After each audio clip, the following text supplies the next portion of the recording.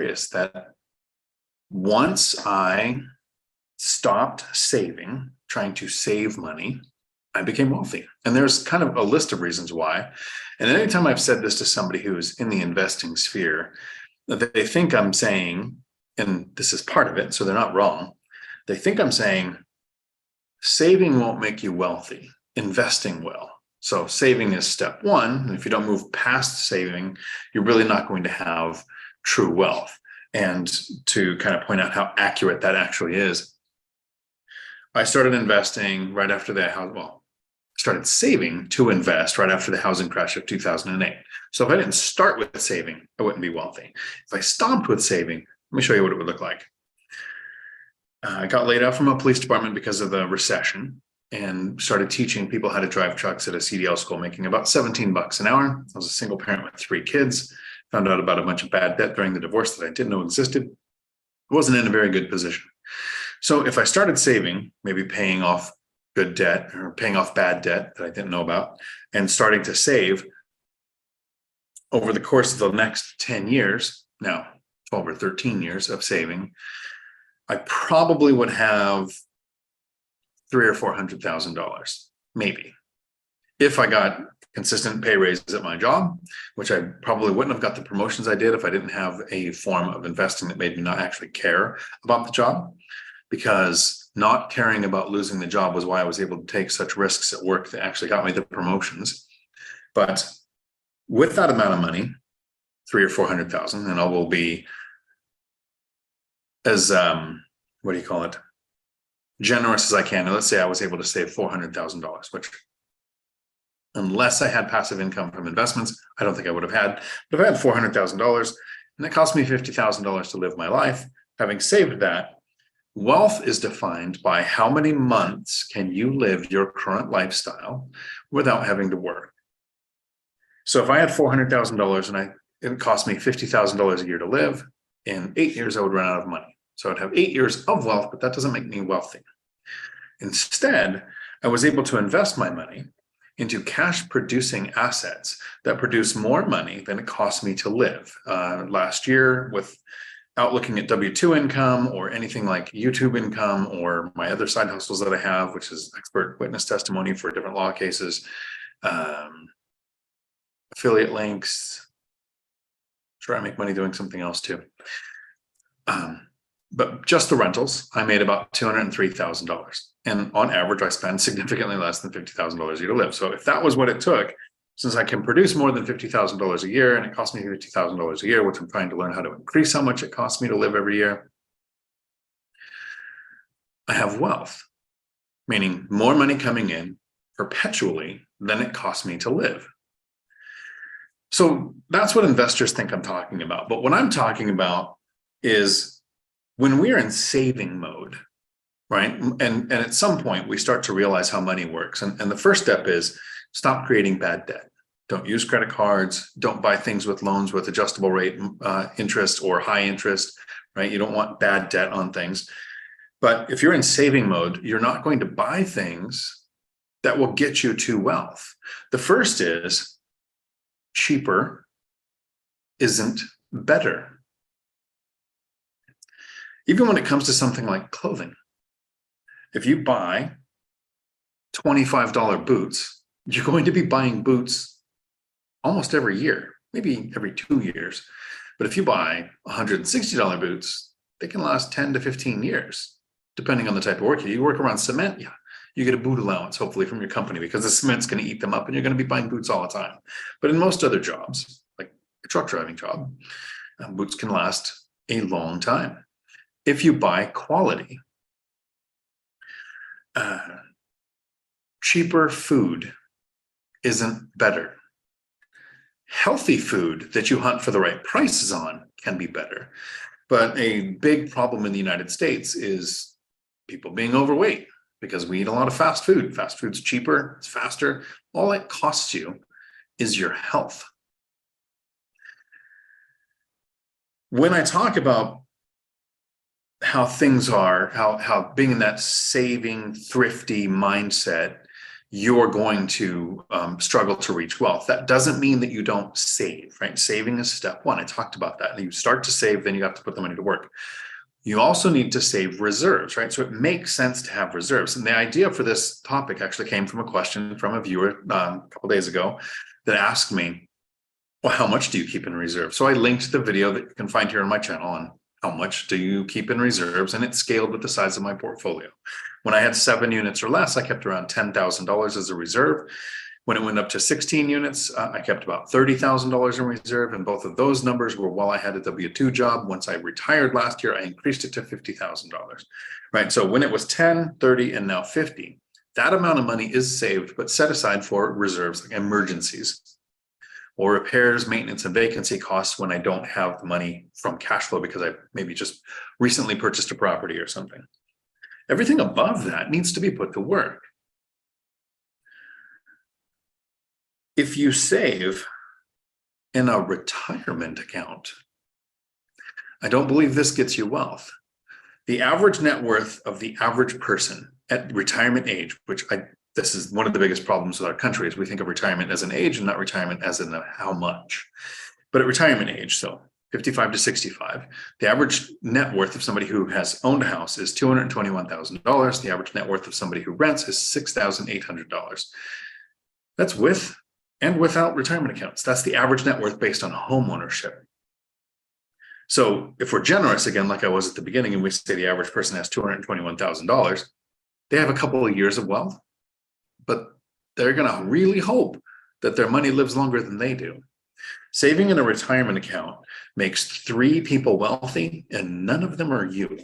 So this is one of those things where I'm probably going to irritate some people, because I know having a retirement account is better than nothing. And if you never invest in anything, hopefully you have a retirement account. But if you learn how to invest and put your money to work for a better return in cash flow starting day one from the investment, then the retirement accounts to me don't make much sense. Your employer benefits from a retirement account because it is a recruiting and retention program. It's actually what the companies I worked at, where we developed recruiting and retention programs, retirement accounts are a big part of the sales pitch, because it keeps you at the company longer and it brings you to the company, because some people think, before they learn how investing works, the retirement account is the way to go.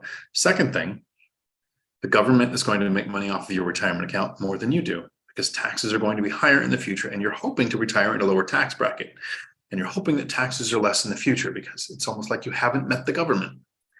And the third person, or a group of people who make money off your retirement accounts, who again aren't you, are the people managing your retirement accounts, who have marketed brilliantly the idea of a retirement account being your responsibility. And if you don't have one, you won't have a financial future. And I'm telling you this right now, if I had more money trapped in a retirement account, I would still have to work. I've worked at a couple of companies. The last one I was the president of, I worked there for about 13 years. And believe me, in that little over a decade, I saw time after time after time, I'm guessing around a dozen, where a life event, where somebody had a life event, divorce, death, birth, or crazy wild hair, where they pulled all their money out of the retirement account. So not only did they not get the compound interest benefit of having money in the retirement account, and then they paid the taxes in a year where they had income, so they paid a higher tax bracket on that income, they also paid the penalty. So while the concept of retirement accounts might work great, in actuality, it very rarely actually benefits the person contributing to them. I did contribute for the match because math told me to do that, but I didn't even like doing that, because it felt like I was trapping money behind a paywall that was actually mine and I couldn't use. When we're stuck in that saving mode, like if you save, you will not gain wealth. Here's another aspect of it. A lot of people are afraid of somebody else making money or benefiting off of you. An example is my brother, Austin, my brother reached financial freedom with 10 buy and hold rental properties, where he used a home equity line of credit on his house, purchased property, did like a BRRRR project where he fixed it up, rented it out, but he didn't refinance because he doesn't want the bank to make interest. And then he would funnel every penny he had to that HELOC to pay it off, home equity line of credit, and then rinse and repeat until he got to 10. He can't stand the idea of a bank making interest off of him. So he never wants to be paying mortgages. And he calls me, in a familial term of love in our family, calls me a blithering idiot and a moron because I have mortgages on my properties. I did pay one off, which was actually kind of a mistake, but he hates the idea of the bank making an interest payment from him because he's in savings mode. Instead, I'm happy that the bank makes interest. I don't care. I don't care if it was 5%, 10%, 50%, or 100% interest payment on my money, as long as the purchase was getting me the yield that I want. The cash on cash return is what I'm looking for. I don't care what the bank is making. So when you're in saving mode, you can't stand the idea right now of a bank making 7 or 8% interest on an investment property that you're buying if you're stuck in that mode. I made an offer today, after talking with Millennial Mike a little bit about it, who's going to pop in here in a few minutes, on a property at $1 million with at least a 7% interest rate. It's probably going to end up being closer to 8 because it's going to get me the yield I want if they accept my offer, where the numbers are at. I'm happy that the bank is going to make that much money. I'm happy that the appraiser is going to make money. I'm happy that the home inspector is going to make money. I'm happy that my agent is going to get a commission because then they're motivated to bring me the next deal. In saving mode, I would try to avoid every one of those little fees and miss out on great deals. I wouldn't want to borrow money from the bank if they're going to make 7 or 8% for me. That's crazy. But if I'm going to get my yield, I don't care what they're making. Try to get out of saving mode and be okay with the people that you are interacting with in your investing journey benefiting from you investing, as long as your yield is what you're looking for. When we're in saving mode, there's kind of a very simple way of looking at things where, and this was something that another family member tried to convince me to do when I was really young, is in saving mode, we want to buy based on payment. You can buy whatever car you can afford the monthly payments for. You can buy, and this is how most home buyers buy. It's why, as an investor, our biggest competition isn't other investors or hedge funds. It's home buyers. The largest group of home buyers in the last year, in 2022, was millennials at 43%, up from the year before at 37%, right? So our competition is home buyers because they buy based on payment. They're not looking at yield, they're looking at curb appeal. So if you're in saving mode, you look at the monthly payments. Can you afford it? Instead of looking at the overall cost of the item, what is your return on investment going to be, and making purchasing decisions based on the logic of the cost versus the return instead of can I afford the monthly payment? If you're in saving mode, a lot of people will often look at trying to save on things that you shouldn't, like the cost of a prenup. I only said that because Mike just popped in. But some people try to save on insurance cost. They'll look at their insurance and they'll think, I don't want to pay a big deductible, so I'm going to have my deductible as small as possible, increasing the cost of their monthly payments. And if they ever have a claim, you really don't want to use that insurance unless it's a large expense, because your rate's probably going to double or triple. And then for 5 years, no other homeowner insurance policy is going to be able to work on your properties. So if you can't renew your policy, the lender is going to go out and get what's called lender-placed insurance, which can cost much more than what you would want and not cover anything that you want, because what it's going to cover is the mortgage on the property, not the full replacement value on the property. So to save money on insurance, you don't get replacement value policies. You get a lower deductible value policy. Or, as some investors I know, they don't have homeowner insurance on their property at all. And they're just hoping, they're living on hopium that nothing happens. Their idea is, well, I could rebuild the house if I want to, right? But can you handle a $300,000 injury from somebody who slips? Or a pet that attacks somebody? Good insurance is worth pursuing.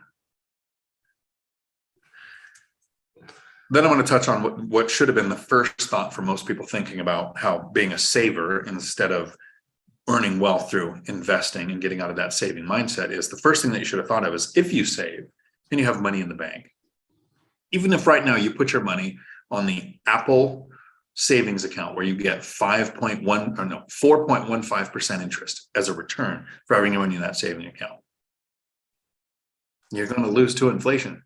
Inflation is more than 4.15.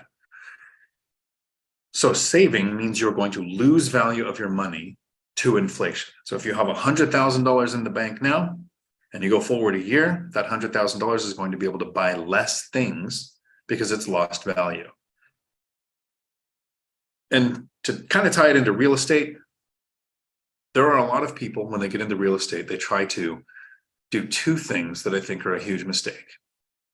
First, this comes from the statement where a lot of people say, no, I can't own rentals. I don't want to have tenants because I'm not very handy. Mike, Millennial Mike here, who's joining me. How many times have you flown out to Gary, Indiana to replace a light? 0. You can do it all virtually. You never have to go. You never have to go to your properties. I self-manage my 16 rental units. I'm in Portugal, been here for a month. I'm heading home in about a week and a half or so.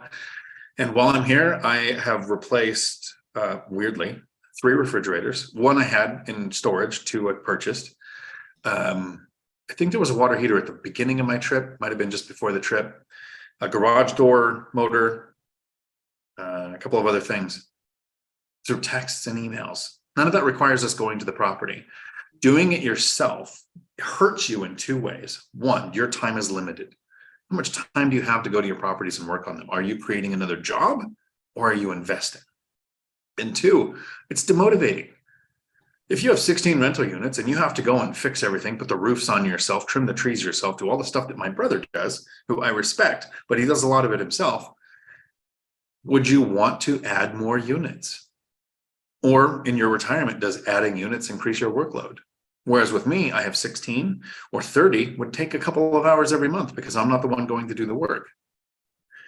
So that's one thing. The other thing you do as an investor is, and this could be tied into trying to do things yourself instead.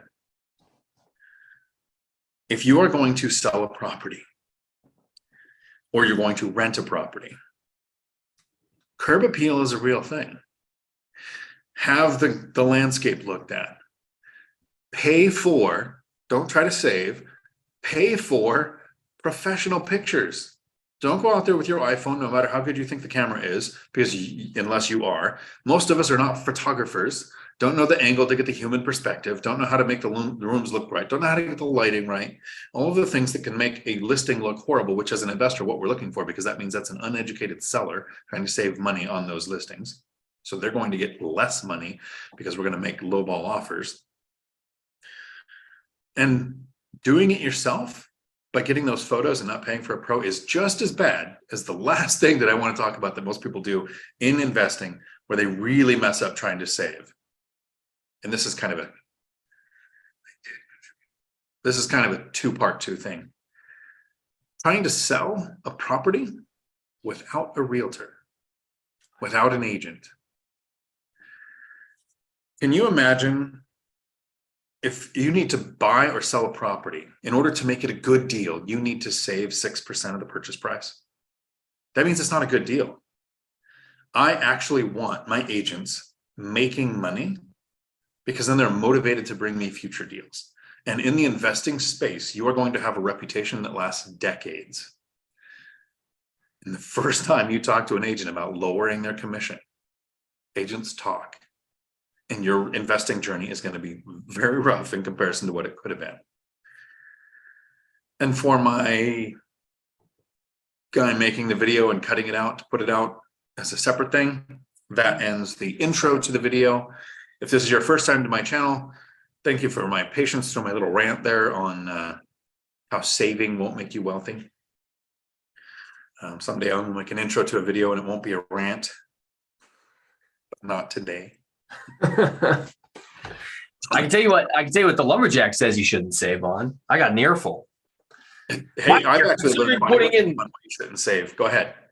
He was like, "You're considering putting in Home Depot cabinets. Don't do Home Depot cabinets. You've kicked this remodel's butt in the face. You've done all this great work. You've worked so hard to get the prices down. But here's what you're going to do. You're going to put in some nice cabinets. All right, give me the measurements for the nice cabinets." And so, yeah, we're going to be doing some cabinets together on the project. And I wasn't trying to buy cheap cabinets from Home Depot. I was just trying to get some cabinets. But that's where he says, don't save. And the reason being is, one leak, one tenant throws something in there and water leaks or a cleaning product, it'll ruin the wood. You'll spend a whole bunch of money to replace them every couple of years. Sometimes it is better to pay for quality.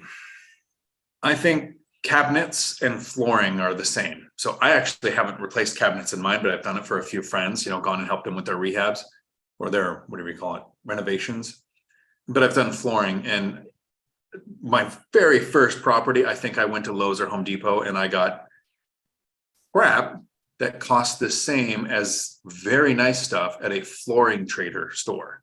So I think Matt's got a point. With my friend, when we did the cabinets, we did the same thing. Got the granite or the top from, sourcing it from other stores outside of Home Depot and Lowe's. There are things you can get at Home Depot and Lowe's, but that's not one of the ones that I would do there. I'm going to jump into the questions now, and we'll go from the top to the bottom. If this is anybody's first time to my channel and you just caught a live as you jumped in here,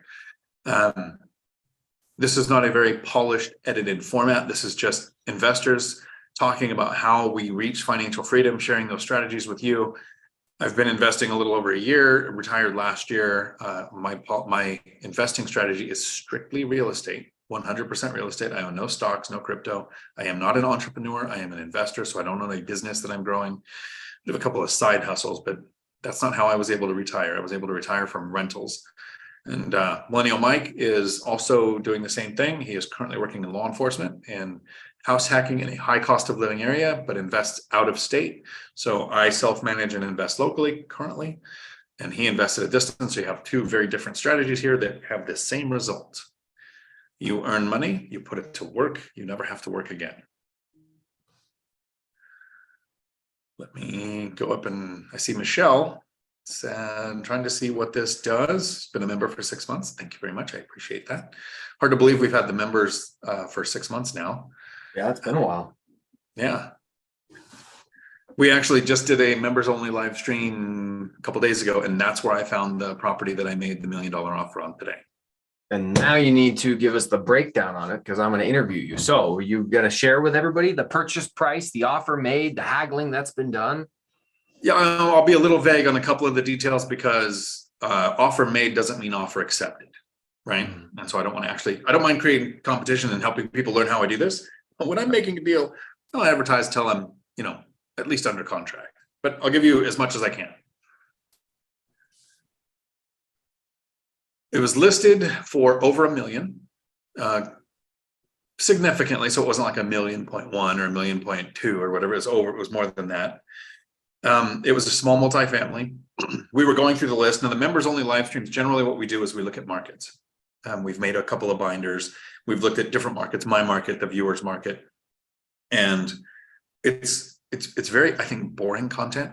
So that's why I don't do it on regular YouTube. I think it would kill my channel because people would log in and see a couple of people looking at properties and just log out, and it would kill the YouTube algorithm for me. But in the members, it's people who know that's exactly what it is. They're specifically going to watch the video to hear the stream of consciousness thought when you look at listings, from top to bottom, left to right. What are you looking for? In what order? What are you considering?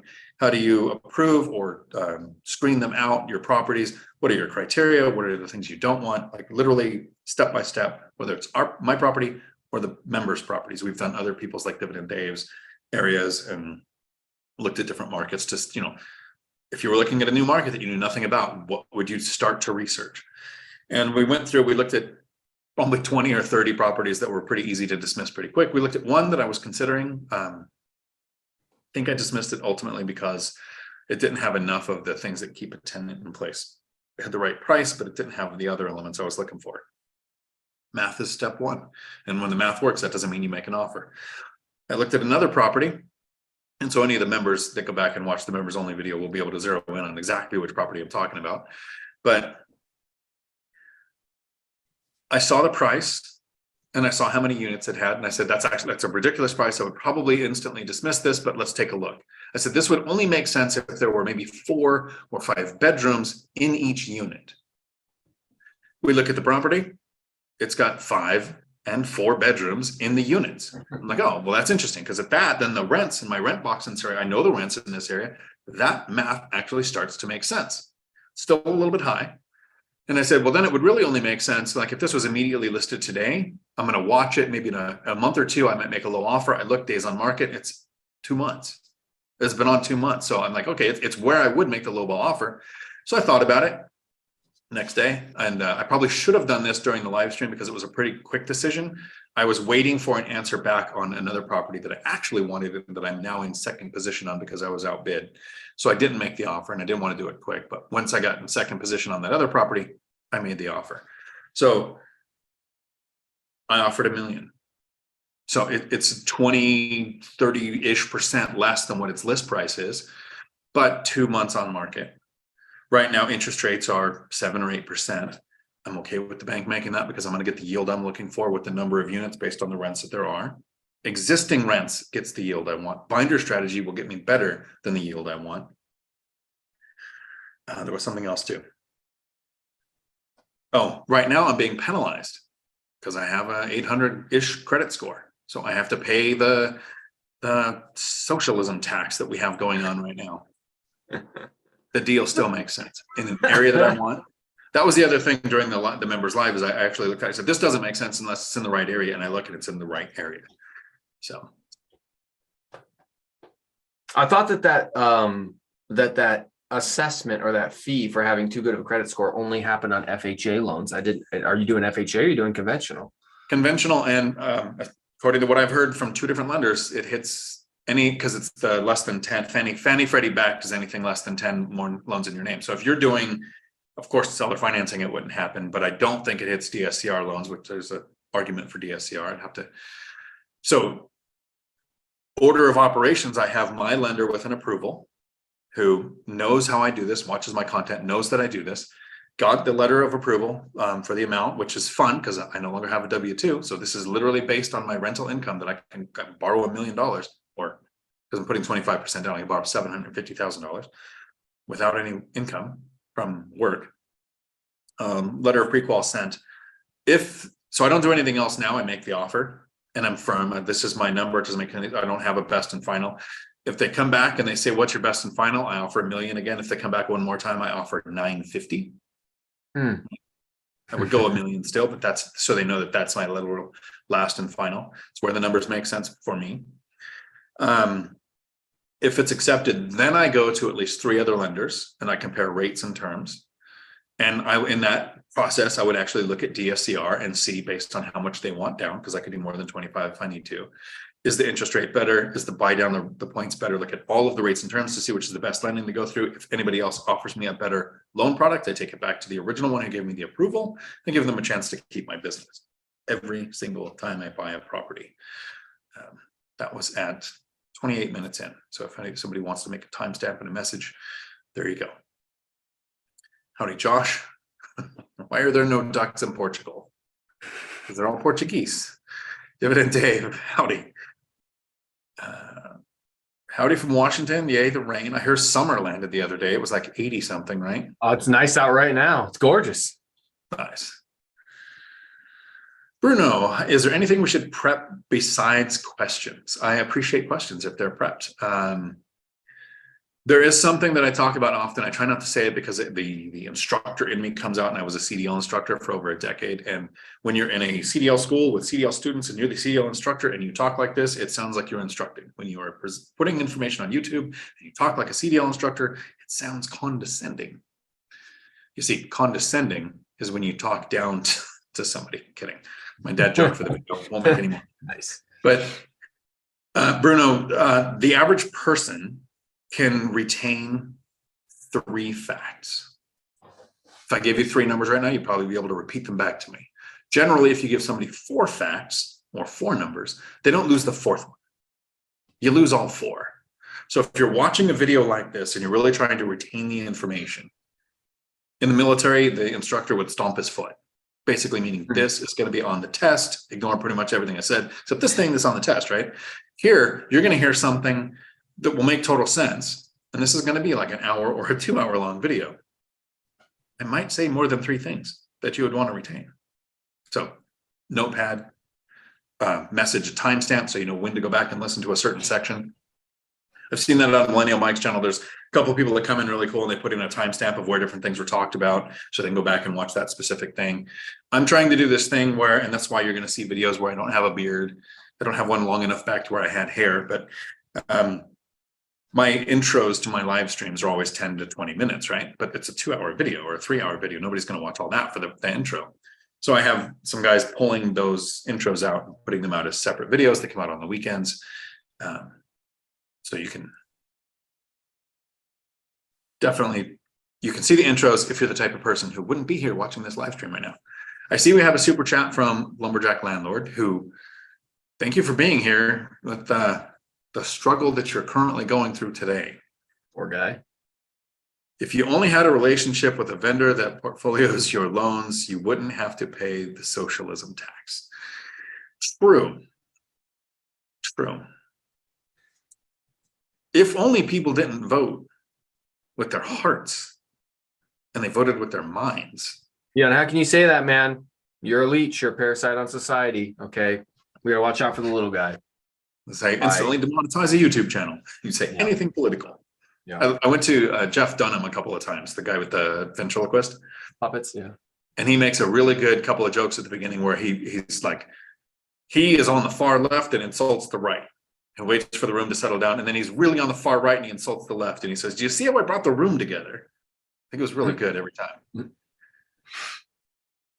Michelle Meyer, howdy.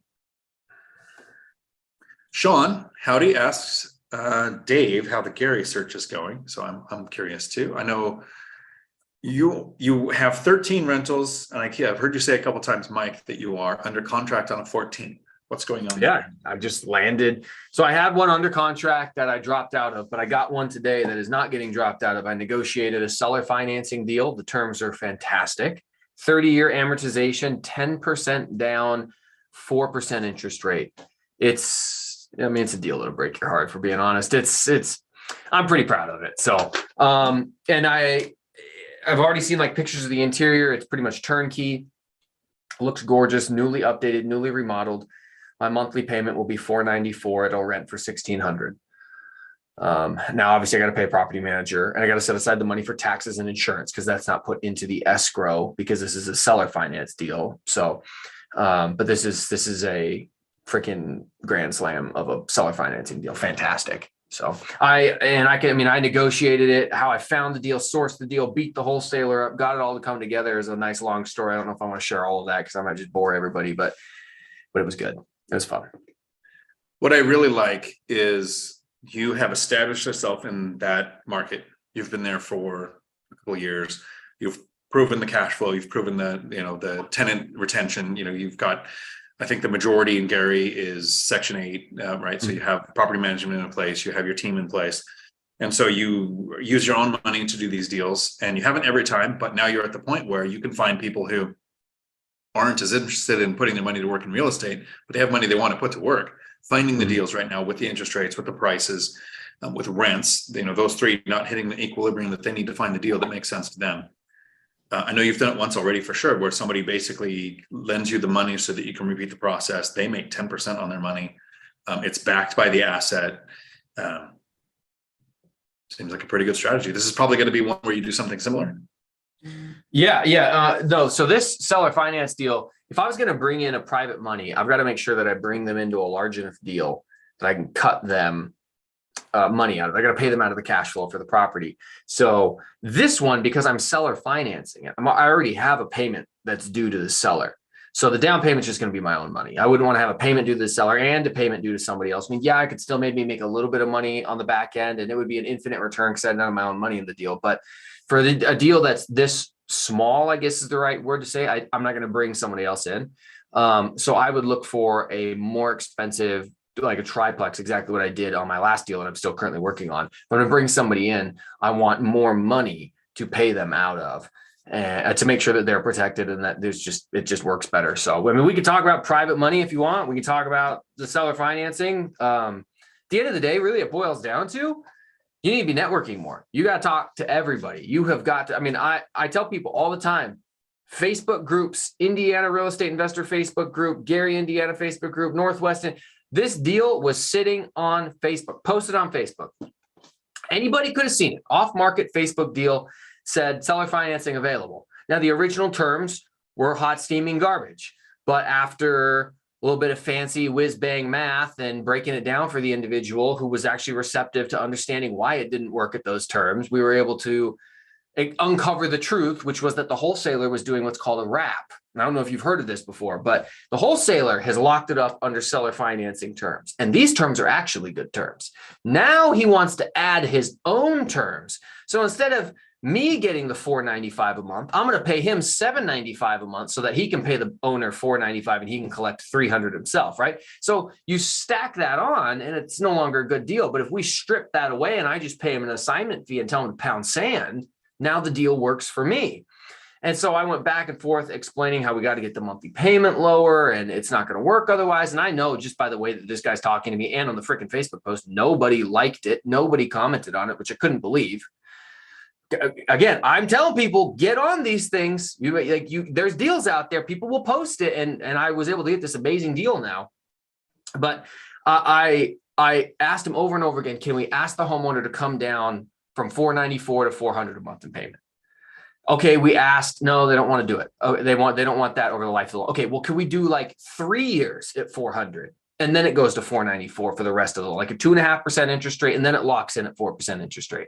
We asked. No, they don't want to do that. Fine. Okay, now the reason I'm arguing like this is so that the wholesaler can see that I'm not trying to take his money. I'm trying to beat the owner up. And clearly, I've expressed my desire to make these numbers work, and it's just a little out of balance right now. Now I know that wholesaler has an assignment fee in there somewhere. And so when it finally comes time for me to say, look, I can do the deal still, even at $494 a month, but I'm going to have to keep a little bit of extra money in my pocket. I can't come out of pocket any more than $17,000. And it was initially a $20,000 down deal. And the wholesaler's like, oh, yeah, we can make that work. And I know he's got nobody else talking to him because he's too responsive to me. If there was somebody else out here who was beating my offer, I wouldn't be getting these texts back right away. So I'm his big fish in this scenario. So I throw that out there and I wanted to record the phone call, but it wasn't in my office to record it, to put it up as a video. So you'll just have to see the text I sent him whenever I make that video, the text that we had back and forth. But yeah, I was able to negotiate another $3,000 off of what's going to come out of my pocket. And the deal cash flows beautifully at $494 a month. I was just trying to make it better because why not? Why not, right? Never hurts to ask. So Angel R, Matt Bob, howdy. Matt, let me know if the intro was good enough or was it too much of a rant. Stephen, Josh, howdy. Aloha, financial firefighter in Hawaii. Frank, Jason, howdy. Looking forward to seeing you, Frank, Saturday at noon in Pacific in the course live streams on Zoom. Lauren, howdy. From Tacoma. I'm on the clock today, but we'll listen in and participate as much as possible. Nice. Multitasking at work. Chester Williams, howdy. Save money with purpose, with a purpose. Absolutely, totally agree. The good purpose is investing in cash flowing assets like single family rentals, but hey, yeah, it doesn't have to be. It can be saved to invest in some other asset class that uses what you prefer, but saving by itself is not the answer. Aruna, howdy. Dividend Davis said, this is something I must have missed. Michelle Meyer, that membership thing you did blew up my car. Alyssa, howdy, from Utah. Chester says the FI to FF transition is pretty good place to be. Only thing better is achieving FF. Yeah, financial freedom. The struggle with financial freedom, which I'm hoping every single one of you has, is learning how to spend money. And here's an example. And while he does watch my content once in a while, I don't think he'll ever make it this far into a live stream. And I love my brother. He's great. But he is still stuck in frugal mindset like I was. So you ever been to the beach and they have the cabanas and the tables, the umbrellas and the chairs? So you can go to the beach. The beach is free, right? But if you want to go sit in the cabanas or the tables, they rent those. Right. Right. And when he has 6 figures of passive income every year, to retire and travel, and he's got Sea-Doos and quads, and he does scuba diving and does all these fun things, right? They came over to him when he was sitting at one of those tables and said, hey, if you want to use the table, it's $10, 10 euros. He threw the ultimate red net fit, came down to the beach to me, still ranting about them wanting $10 for him to sit at the cabana thing, because he's in saving, or we call it scarcity mindset, which is awesome. Yeah, well, that's because the habits that you have to build in order to get to be financially free are not easily broken. You don't just undo 40, 50 years of frugality and say, you know what, I'm going to go drop money just so I can sit at the table. I'd do the same thing. I'd lose my freaking mind over that. Like, hell no, I ain't paying for it. There ain't no way. And I'm Drink my like, water from the tap. that's the age. Here you're going to drink your water from the tap, because this is the one thing that I think my brother's taking away from Portugal that he really likes. Everywhere we've gone, the beer that he drinks is cheaper than either the soda, tea, or water that I drink. Beer is their cheapest drink here, pretty much. Good reason to come here, I suppose, for some people. Marina, like, hit the like button. Thank you. Every time you hit the like button, an angel gets its wings. Ninja Vanish, howdy. Andy, howdy. If I'm just starting and I have, let's say, 50,000 in stocks, would you suggest that I put all of that to work, or to keep it in reserves to entice banks when I ask for loans? You want to answer that one first, Mike? I mean, we can't give financial advice from a legal standpoint, but all I can do is tell you that I have been contributing to a Roth IRA for almost a decade, maxing out a Roth IRA the last few years. When I first started, I couldn't afford to max it out. And, it grew really well all through the last bull market. I was averaging 15% growth a year. That's really, really good. 15% a year is amazing for a stock portfolio that's invested in mutual funds. Like, that's fantastic growth. Last year, it took a major hit. First negative year I had, down like 25%. Obviously, I know long-term, I just keep holding it. It'll eventually recover. This is just part of the cycle of the market. But the returns that I get from my stock portfolio are absolutely dwarfed by real estate. It's not even close. First of all, I can't touch that money till I'm retired anyway. So there's another 35 years before I can touch it. Second of all, when you buy $1 of stock or index funds or mutual funds, you have $1 of stock. When you use $1 in real estate, you get $4 in real estate value, because you can use leverage. Oh, I don't know about using leverage. It seems dangerous or risky. Cool. Pay all cash. Then go 1-to-1 like you would with stocks. That's fine. That's what you want to do. That's fine.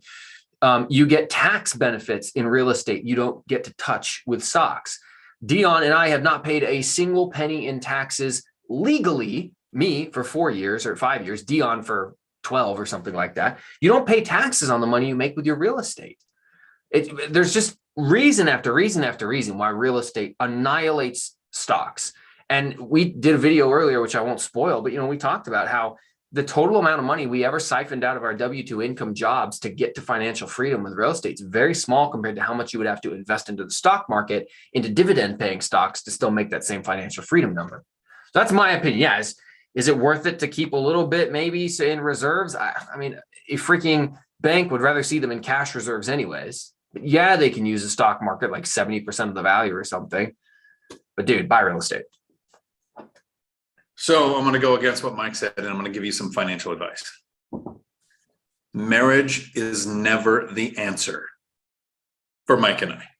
I agree. But when it comes to the stocks, Mike has a good point. So the money that you have in stocks, the money that you have in equity in your house, which means the ability to put debt on an existing asset, money you have in a retirement account, you can absolutely use those as tools to grow your portfolio faster. But when you're starting out, before you have your first or second deal, I think those are going to be the deals where we tend to, as investors, make our largest mistakes and put that money at risk, right? I don't know that I would put at risk an investment that you have. I don't know that I would put equity on your, put debt on your house with a HELOC, or selling the 1031, or doing a cash out refinance, or putting a second mortgage on there, until you have the basics down. I was maxing out my 401k for a long time because I wasn't into investing, and I just figured the tax benefits were the best. Mike points out there's better tax benefits in real estate, better income, better appreciation, better multiples of appreciation on what you invest, principal pay down, like all of the ways, cash flow now without having to wait, benefits, the reasons why we chose real estate. But you can choose stocks or a business too. So you have that money in stocks. This is what I would do. I can't tell you what to do, but I would stop contributing. So what I did with my 401k is I stopped maxing it, and I just matched it. So I would get the free money with the match, but I would no longer max it. Then that money went to saving for the first investment and to tackle any bad debt that I had that was above 6% interest or had an adjustable rate. You can use that money in the stocks as a reserve. And yes, if it's a stock portfolio, often lenders will take 70%. If it's in a retirement account, they will recognize 50% because of the penalty you have to pay to take it out. So talk to lenders about what they will actually use that as a reserve for. But you also want to have a reserve because you don't want to have to sell stocks at the wrong time, because you can lose money when you sell if you have to sell at the wrong time, but have some reserves. Now, the lenders might require more reserves than you want. But so that can solve that problem. I did that once, but not until my 5th deal that I use the retirement account as a reserve. 6th deal, I emptied the retirement account out, bought the deal. So you can put that money to work later. I would stop contributing to it, maybe use it as a reserve, but don't take it out and put it all to work in real estate. Not until you have the basics down. Once you know with confidence what your expected return is, you know how to process everything like a home inspection, scoping the drains, understanding what repairs and maintenance and costs are going to be, how long it might sit vacant between tenants, like all the little things that you need to get the skills down to be confident in your return. Then you can decide what's the best use for that money. Mrs. Furley, howdy. What type of insurance should I be inquiring about for a rental property going through rehab? So Mike has done a few rehabs. I've done rehabs with a few friends. When you purchase a property, what are the things you have to tell the insurance agency is if it is occupied or not. And it is more expensive to insure a vacant property than an occupied property. So as long as they are aware and you pay the premium based on that information, like some properties have a pool or a trampoline or other things that are a little more risky. If your insurance says you can't have it, that means it's not insured. If your insurance says you can have it, but this is the premium change, now you decide if you want to allow that on your property or not. Is there a special insurance that you use on your properties, Mike? Like right now you have the triplex that you purchased that's going through a significant rehab, not like a complete gut or anything, but some stuff. What kind of insurance do you have on it now? I just use the same folks that I use for all my other properties. And part of their questionnaire was, is it vacant? Is it being remodeled? I just filled out all the information so they knew about it. And whatever they signed me up for is what they signed me up for. They didn't tell me that they were going to make any significant adjustments to my regular policies. So once it's occupied, I would probably reach out and let them know. I had a property where I purchased it and I replaced the roof. It was the one time I purchased something that needed a big repair item. Most times I spend less than like $2,000, but this one I put a roof on it, and it dropped my insurance significantly when I updated them with the age of the new roof. But it was specifically because that one kind of had an old one when they wrote the policy. And so if you update and say it's now occupied, it might change the premium. Chester, homework for everyone watching. Go to Investopedia and learn about the concept of an interest rate spread. We've done, I think, several videos on that. T. Adams, howdy. Chester, then Dion's rant is going to make a lot more sense. Chesela, howdy. Howdy. Yeah. Ronnie Montoya, howdy. The $1 million property you are looking at, you made a disrespectful offer. After 2 months on the property, I made an offer appropriate to the number that made sense to me. So yes, you made a disrespectful offer. I think I was having a conversation with somebody about that earlier today, and it might have been via email, but it was something like one of the questions of, how does your agent feel when you make low offers or whatever? And I said, well, my agent's fine because I'll explain. Here's my thought process. If it came out today, I'm probably not going to make a low offer unless it's just extremely overpriced. And I know that I might, but I haven't. I've usually made asking or above asking offers if it came out day one and the math made sense. Because remember, listing price is just a number that made sense to the seller. It doesn't mean anything to us. The longer it sits on the market when there is something that doesn't make sense at its current value is the more likely the seller is to accept that disrespectful or lower offer. And I think in our market, when everything was usually under contract within a couple of days, 2 months on the market is definitely worth a 20 or 30% haircut. Well, and let's be honest, it's not always about making a disrespectful offer. Sometimes the seller made a disrespectful listing. They're just out of touch with reality. And you're making a perfectly respectful offer in relation to where it should actually be priced on the market. Is it L light or EI light? That's L light for sure. That's L light. Hola, L light. With interest rates so high, would I be better off going seller financing instead of conventional 800 credit score? So you're best going with the best loan option on the deal that you can make happen. And remember, for seller financing to happen, the seller generally needs to have enough equity for you to have the down payment to pay off any current debt and cover agent fees and probably some closing costs, so that the seller isn't writing a check to offload an asset. If you do a wrap where you assume the mortgage of the seller, they might not have equity, and they might actually be upside down on the property, and you could just take over payments, pay them a lump sum to get them out of the picture, which is a strategy that Mike talks about in a couple of his videos. So if you want to learn more about that, it's on Millennial Mike's channel. That video is probably coming out in a week or two. Yeah, we just filmed that whole explanation earlier today about power, sub 2 and assumables. Yeah, exactly. So that 800 credit score with a conventional loan is going to get you the current socialism tax. And if anybody's not familiar with what that is if you have a high credit score, you're paying extra points or a fee on your mortgage so that people who have a lower credit score can be subsidized by an amount offset by your fee. And I think I missed a couple of super chats really quick. Adam, howdy. Make sure there's not a question in here. I hope everyone's having a good night. Everyone is having a good night. It is 12:52 in the morning where I'm at. Let me know, Mike, if I miss a question from Adam. Bob just super chatted. He literally came in, and you saw one. He messaged earlier. So, Mike, can you recommend seller's financing attorney in Chicagoland area?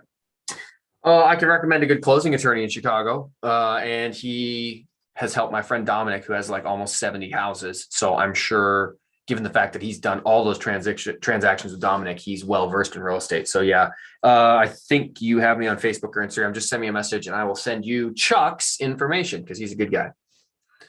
Dominic was on my channel when we were in Gary. We actually all got together and did a pretty good interview. So that is on my channel. I'll put a link in the comments below after this video if you want to see that. Dominic is he still a school teacher, or did he retire yet? Nope. He's got like a year and a half left or something teaching social studies and high school history with 67 rentals, 25 of them paid off. Just in very there. Impressive.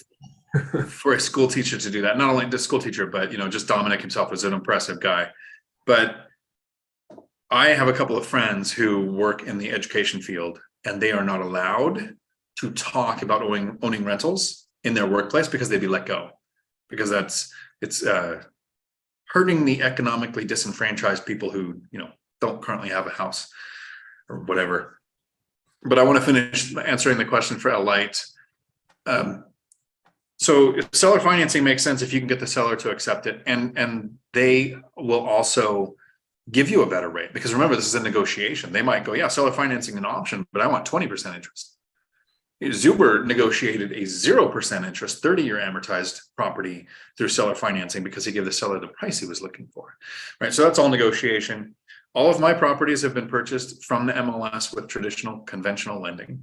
I am making seller financing offers with each one, but currently, so far, haven't found one where that made sense, because I'm not buying in Gary, Indiana yet, where you can find a lot of properties like that. And there's actually turnkey providers there, the Olson Group, that have different options where you can do a BRRRR through them, you can do a turnkey through them, you can do like Mike and like hunt for off-market deals through Facebook groups. I'm buying from the MLS where my down payment is multiples of the cost of the purchase price rehab of in a place like Gary. So there's not a lot of people that are set up for seller financing in Washington. And if they are, so far, like your experience, before you closed this deal or got under contract with this deal, they want ridiculous prices. Mm-hmm. Most of the time, you got to be very careful of seller financing people who offer it, because most of the time they are offering it because they see it as an opportunity to make more money for themselves. That's not how you should look at seller financing. Seller financing is an opportunity for you to get better terms than what the bank will offer. And people will come out here and look you dead in the eye and be like, yeah, I want 30% down and a 10% interest rate and a balloon in 5 years on a purchase price. That doesn't make sense. And you look at them and you'll be like, how did you F up every single thing? What's that quote? Impressive. Every sentence, every part of the sentence you just said was wrong, or whatever the Star Wars quote is. Like, all of it was wrong, bro. Like, okay, you want more money down, then I need a banging monthly payment, like super low month. Oh, you want more money monthly because you're trying to retire? Okay, cool. We can do a little higher monthly payment, but I need a freaking 0 down or 3% down, or like I just pay the closing costs type thing, right? Like, I'll pay you more monthly if I don't have to come out of pocket as much, or I'll come out of pocket more for a better monthly payment. But you don't get to come in here and hog all aspects of the deal for yourself, Mr. Seller. We got to come to terms that work for me, or I will see you later. And you say see you later on a lot of them. So here's a couple of things, and I try to go through the questions in order, but I want to get to a couple that just popped up. First, Ninja Vanish sent a super chat. Howdy, sup? I appreciate that. Also, Mike, I'm kind of relying on you to always look whenever somebody does a super chat to see if there's a question that I miss. And then I see that Beth popped in and said, hello. Beth, you are always welcome to reach out and come into these live streams with me. That's an open invitation, but that is not me saying you should come in here, because the last time Mike did that, you came in and spent an hour with us, which is appreciated. That's my favorite Beth, though. Well, I don't want to wrap you into this, right? And then a couple of questions right around this. R6, howdy. I want to get back to the questions in order, but I want to answer these two that are here because I saw them because of Beth and the super chat coming in. How would you handle the water bill for a duplex if it's not split between tenants? I can actually answer this because I don't think any of my properties are split for water.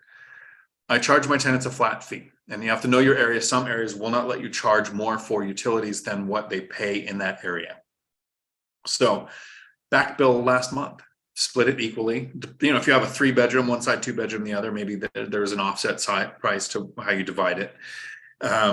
What I do, basically, the water bills in my area are generally $45 to $50 a month per unit on average. So I charge $55. And that way in the summer, when I have that 1 or 2 months where they pay $80, where the bill is $80, I don't charge the tenants more. It balances out the year to where I basically, in a 12-month period, have the same amount of money come in that the water cost, and I just divide it. I'm not as much concerned about water unless one side fills a pool. Then that month they might get the bigger bill.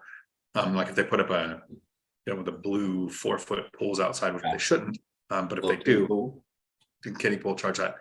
I actually have in my lease, they can do up to 300 gallon kiddie pools is the biggest they can go. So whatever that limits to. But I'm more concerned with utilities like natural gas or electric, where you can come home and you go by and you see the air conditioning's on, doors and windows are wide open. You don't want to be paying utilities on tenants that can do that. You want that in their name. So separate meters, you can pay for separate metered water. But in my area, a couple of the municipalities will not let water bills be in tenants' names, has to be in property owner's name. So even if it was metered, I'd still be doing the same process that I am now. And then I saw Andy had a binder strategy question, so I want to cover that, and then we're going to go back to the order of the questions. But Andy, if following your binder strategy, what would you do if the tenant says a ridiculously low number or says the rent should stay the same? Any diplomatic solutions? Yes, and this actually came from a conversation I had with David and Dave. And every time I've asked this twice now. I'm reminded I need to make this video as a standalone. So if you want to understand the binder strategy, this is a strategy where the tenants ask us to raise the rent as the owners. It's a lot easier to find cash flowing deals on the MLS. It's a lot easier to keep tenants when they ask for the rent to go up and then they thank you when you agree. Happy tenants don't trash your property and they don't leave. You can find all of the information on the binder strategy for free in a course at diontalk.com/binder.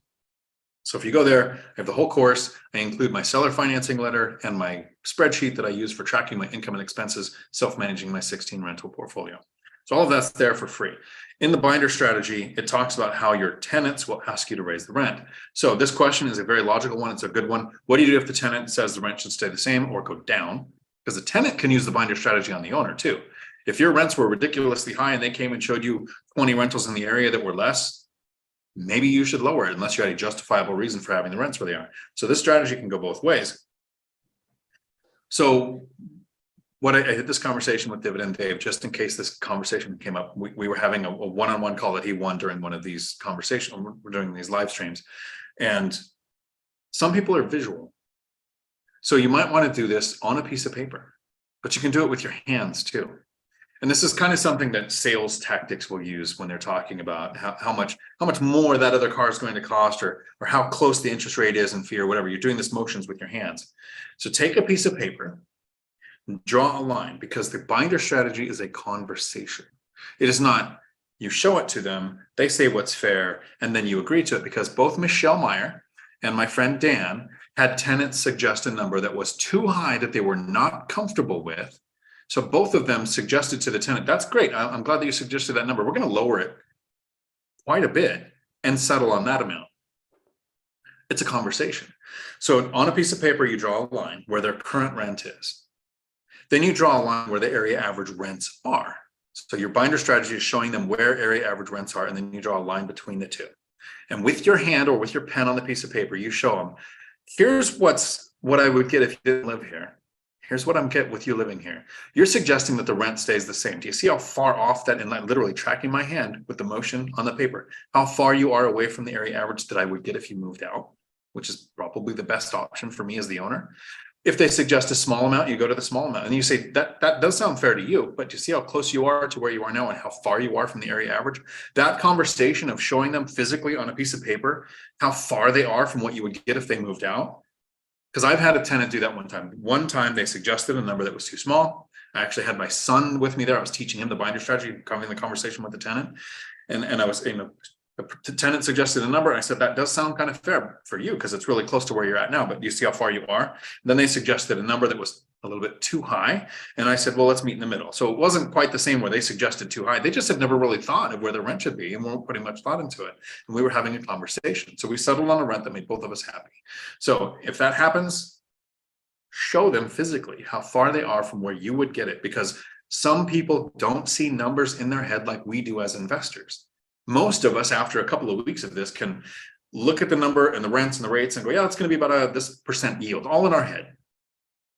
Every time I've tried to talk yield to my brother, who has retired with 10 paid off rentals, his brain shuts off.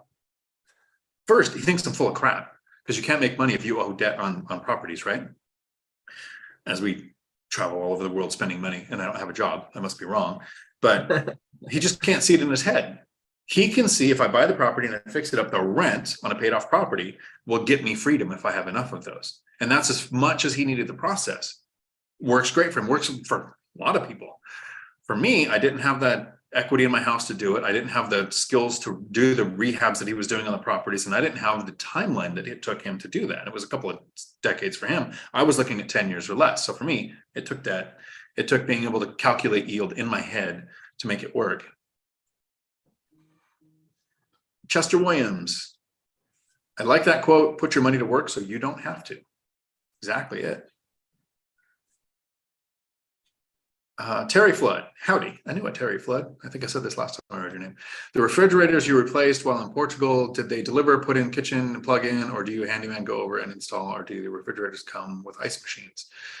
So if there was an ice machine, I would probably have my handyman install. I don't provide those at my properties. I get refrigerators and they are delivered and they haul away the old one. I pay a fee to have the old one hauled away. I think it was $20 like a couple of years ago. It was $40 this time. I did have my handyman, not a handyman. Who was a handyman? Yeah, so I had somebody deliver the refrigerator that was in my shed that was in storage. And I had it cleaned, delivered to the tenants, and took the old one and put it in the shed because it's still under warranty. I'm gonna handle that when I get back. But delivery and installation of refrigerator from most companies, as long as it's over like $500 or $600, as long as your refrigerator costs more than that, is usually delivery and installation are free.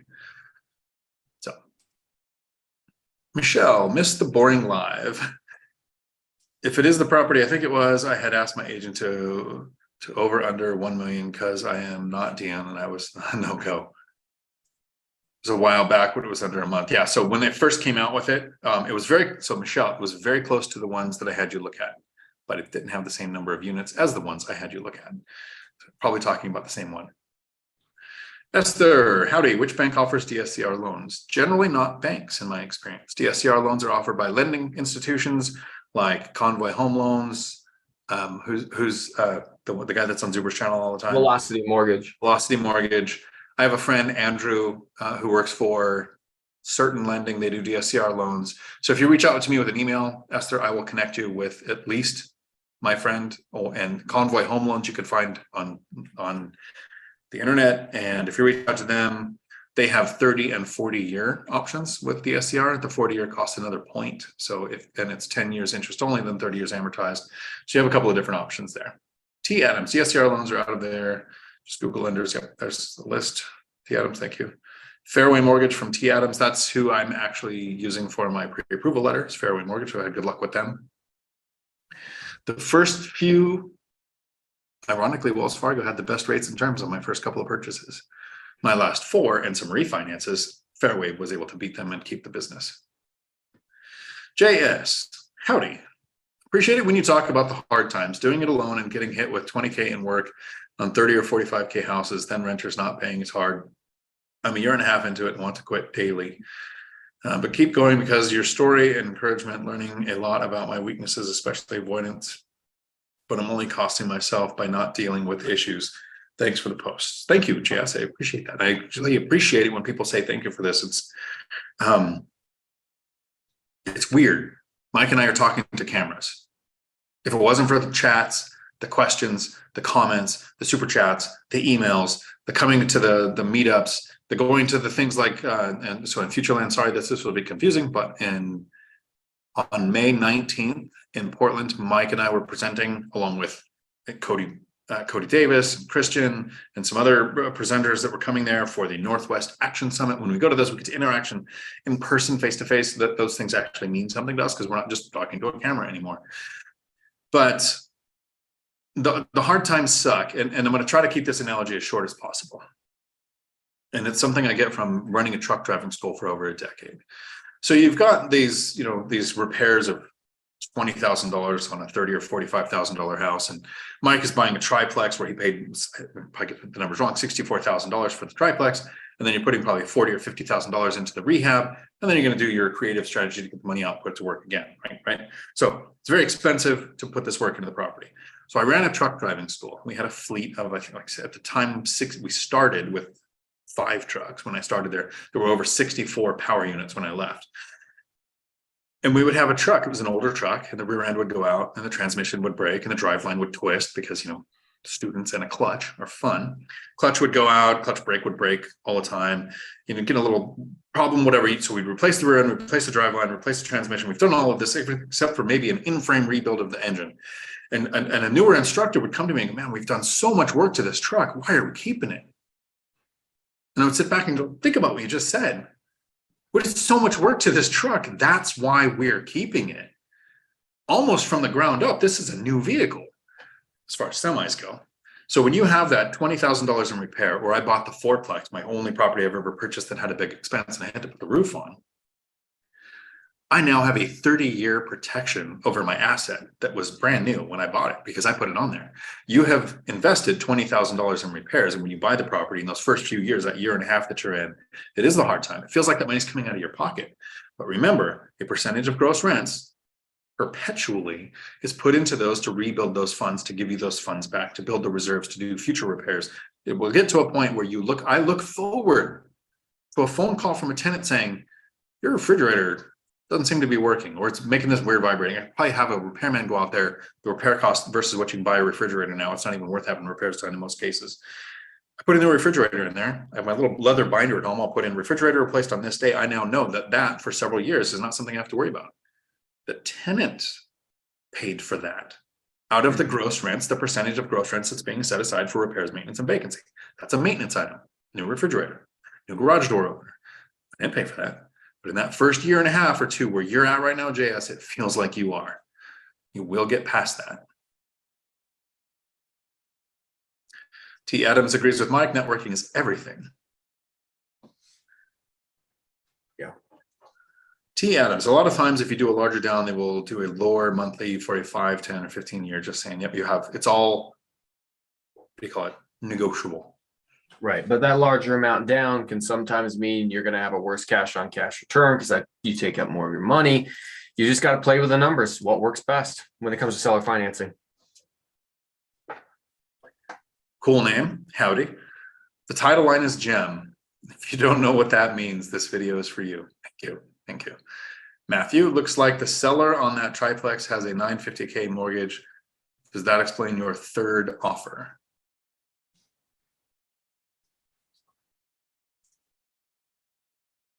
That would make sense. Laura, you bring your own beach umbrella. I love it. That's smart. Yeah. Why pay for the cabana? Exactly. Well, it depends on who else is using the cabana, which is why my brother was at the cabana. It had nothing to do with the umbrellas or the chairs. He's not stupid. Yeah. seeing as how this is a clothing optional kind of country. Trucking landlord, have you ever negotiated a short sale? I'll let you answer that first. Mike, have you ever negotiated a short sale? No, no, I haven't. So to answer that, trucking landlord, I have a search criteria email that I give to agents when I meet them. So I always at least have at least 3 agents with auto searches set up. Right now, I probably have like 5. 1 good one and 4 lazy ones. Yeah, that's pretty much what it seems to be right now. The criteria says this is the footprint, this is the area that I want. When I first started investing at a threshold of how much I wanted to invest, now I don't, because I can borrow anything I want as long as I have the down payment for it. So I want to see all the properties that are available. I can eliminate them if they're overpriced for me, which some are still. What else do I have? In my preferences, no HOAs, no short sales, no foreclosures. So in my preferences, I also have my things I don't want. I do not want to tie up any amount of funds with a bank that is going to take somewhere between a day and 2 years to make up their mind if they're going to sell a property or not. And to me, that's the experience currently with foreclosures and short sales. In 2010 and 2009, when there were millions of foreclosures going and short sales happening, and what they call it, Mike Zuber says this, right? It's not planned obsolescence, but it was like structured foreclosure or something where you intentionally lost the property. Yeah, short sales might have made sense. But currently, you're tying up money and options with a bank for possibly a couple of years. So it's literally one of my criteria. I don't look at any properties with an HOA, short sale, or foreclosure. So no. Rob, howdy. Mike, have you been shot at this week? Not this week. It's been a good week so far. We'll keep that winning going. And you haven't made Marina angry yet, so that's fair. T. Adams says, I'm so married, but oh well. I clarified at the end, for Mike and I, it doesn't make sense. Chester Williams, what's riskier than using the 1-to-1 ratio for stocks is missing out on using 4-to-1 on leverage and not getting the beneficial advantage of using other people's money to help get the rich. And well, maybe not rich, but definitely financially independent, then later financially free. True. And every time I say that, Chester, when I'm talking with somebody who's really into stocks, which I totally get, it's your thing, they'll bring up margin. And they can use debt. It's not margin, is it? Yeah, margin call. So they use debt to buy stocks until it gets called, which people who are uneducated about real estate, and they've listened to Dave Ramsey, who has great advice for non-investors, will say, don't have a mortgage because the bank called the loan. I was 26 or 27 and I had millions in real estate and the banks called my loan and I lost it all and had to file bankruptcy. Right. Well, he had 90-day debt. They didn't call it. They just stopped renewing it. When you have 30-year fixed rate debt or 40-year fixed rate debt, and the value of the property drops to 10%, bank doesn't call the loan. It's not like a commercial loan where you have a loan reevaluation period and they look at your NOI, and if you're not making enough money, they can make you write them a check, refinance, or call the loan, or make you sell. Fixed rate debt on residential real estate is the reason why I'm into real estate.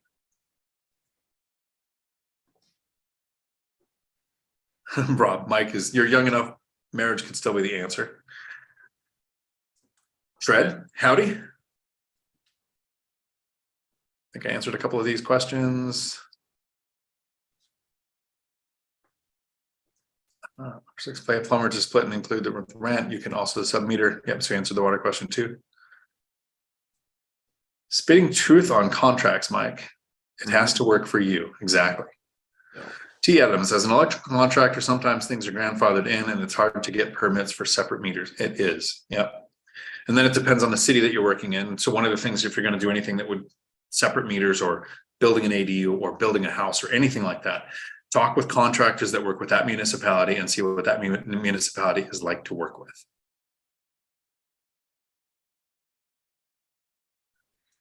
T. Adams, I think I'm hungry. Me too. It's midnight. The good thing about here is bars are open till sunup. So, or the food is, right? There's food at bars.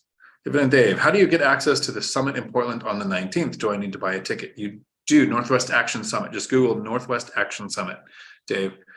They've tagged both Dion and I in a couple of Facebook posts too. So if you look at our page, you can find their stuff. Because I was looking for their thing by Googling and it wasn't having luck.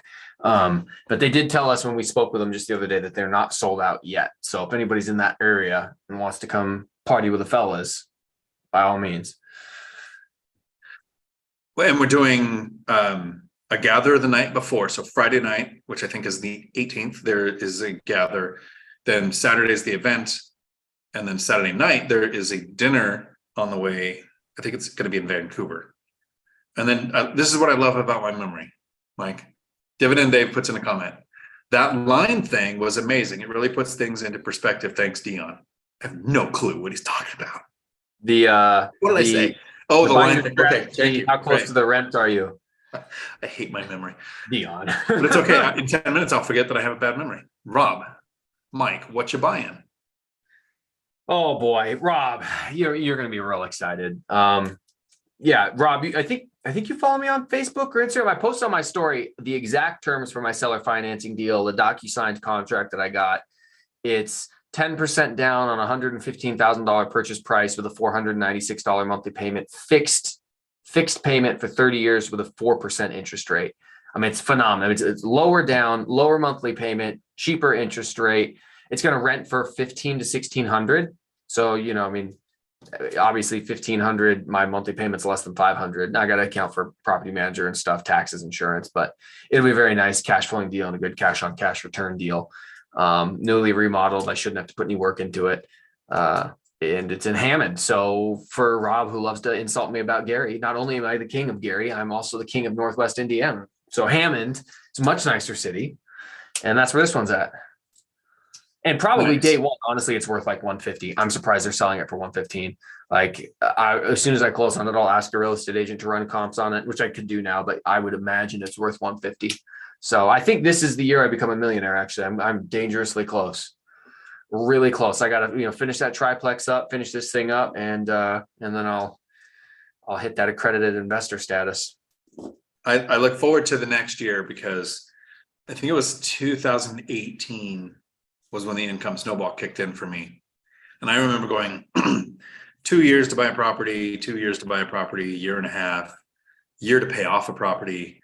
And then I wasn't paying attention. And I was like, there's almost multiple six figures in my bank account. Like, how did that happen? And I wasn't doing anything different or new or trying to save or developing a new side hustle. It was just like, there's just a ton of money.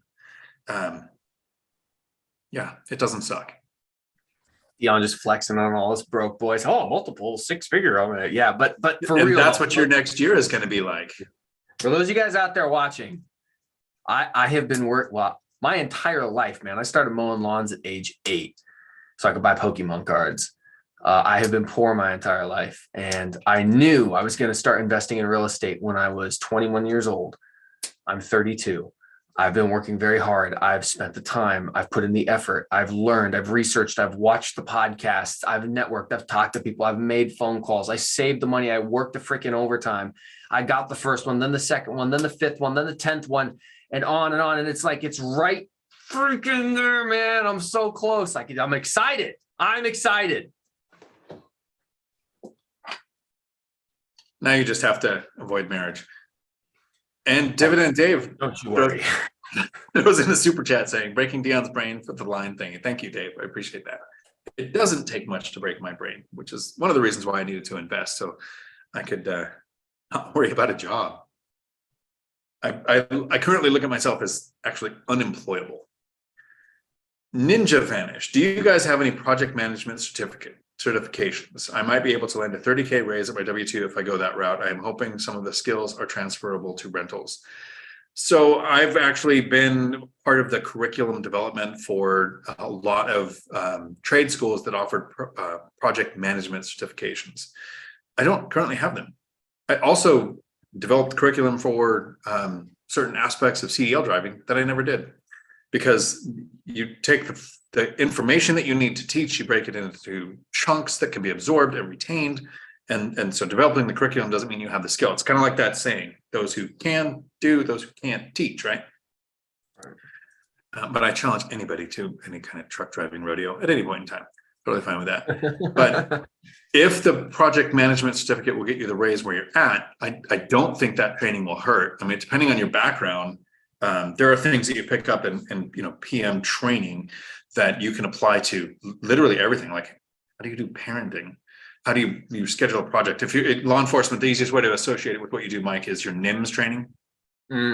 So, which is probably like torture because you have to have so many hours of training or whatever. But so if anybody isn't in law enforcement or it doesn't work for a municipality, NIMS training is National Emergency Management System. So if a hurricane happens to a town, all of the law enforcement and fire and FEMA and whatever that can come to put together a recovery, how do you figure out who's in charge?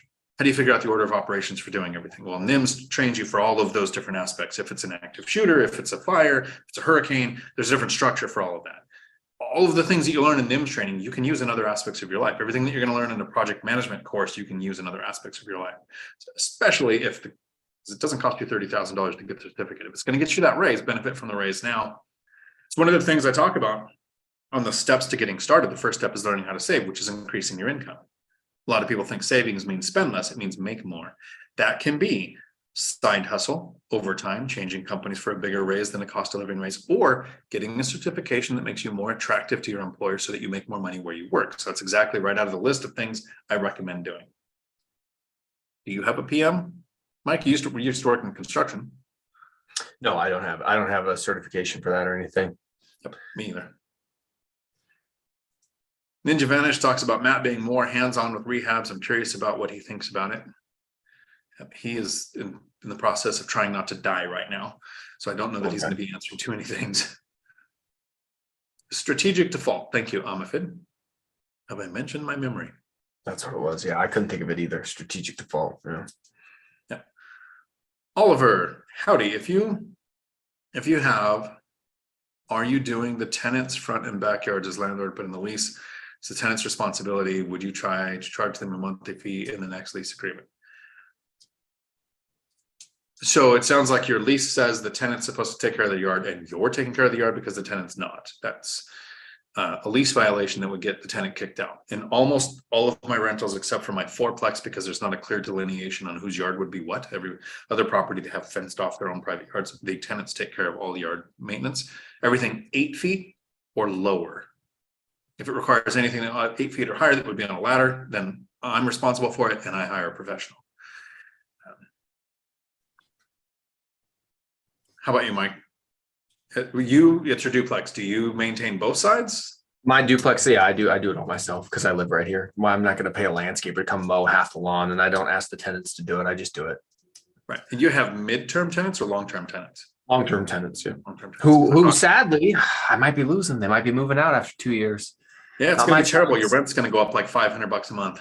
Yeah.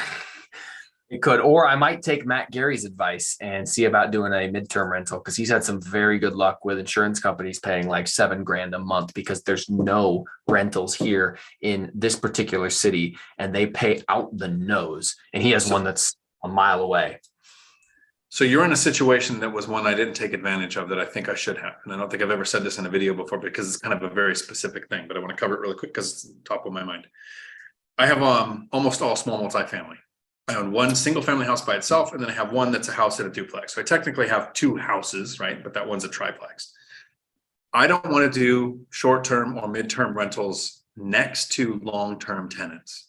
I don't want a revolving door next to tenants where that's their home, right? Because I have tenants that have been there 26 years in some of these properties, right? So when my house was coming up and I did the binder strategy, I was actually kind of hoping that the tenants would move and they didn't. They just asked for a big increase. So I suffered through a big rent increase and have the tenants there. And I'm not doing short or midterm rentals on that house. But when I lived in the duplex, so I was the tenant in the duplex, I could have done short or midterm tenants on the other side. And then when I moved out, I would have that duplex, both sides going short or midterm tenants. You're in a position to do that. So if you're on your side, you could do short or midterm on the other. And then when you move out, you add it there and both sides have revolving tenants. It's just the way it is normally there. So something to consider and something that's very specific. So not really worth doing its own video on.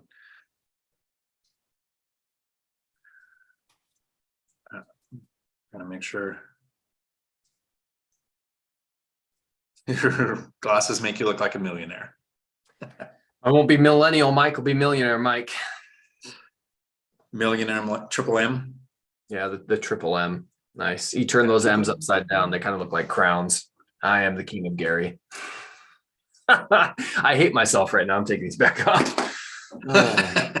Everybody's seeing why I can never hold a relationship. Like, wow, that guy is a giant raging douche. Yes. Yes. Ronnie Montoya. Last year was my second year reporting rental income. Should financing be easier? Any recommendations to finance the next property? It should get a lot easier now if you have rental income for 2 years and you don't have enough expenses. What are they?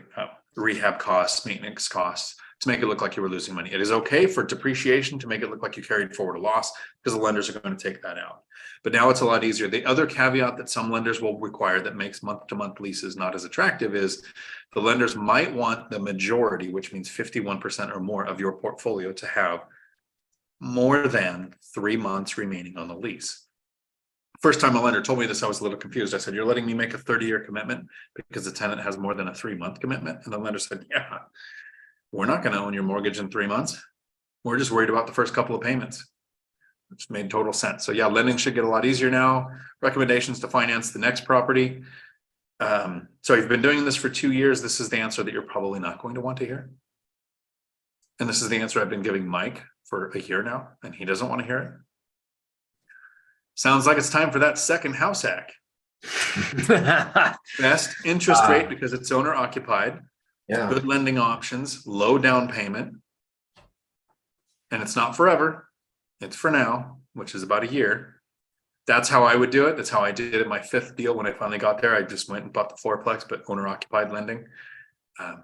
The other thing is save. I know Mike has some creative ways of finding off market deals and getting seller financing and then finding people to do this. Like, you can be very creative. Then you have the dichotomy here of I'm super lazy. I save a down payment, I buy a property. Mike is still a motivated hard charger that is trying to do it in faster, shorter period of time than I did. So he's growing faster with much more creative ways. Take a little bit of both of our strategies and figure out which one works for you, or which way works for you that isn't the way either one of us is doing it, but has something from both. Fucking landlord challenge accepted. Awesome. Come down. Yeah. Let's get together. There's a really cool thing. This will be the only CDL thing, and I'll get back to the real estate stuff. So please don't go anywhere. Boeing is really smart, and they put on a trucking rodeo. It's either every year or every other year, right? So they have Old Harbor Freight Lines, Old Dominion, Redaway, R&L, Peninsula, all these trucking companies come in with their best drivers to compete in the rodeo, and they get a little trophy to take back and put on their shelf. And then the Boeing rep is walking around with a clipboard, coaching the best drivers.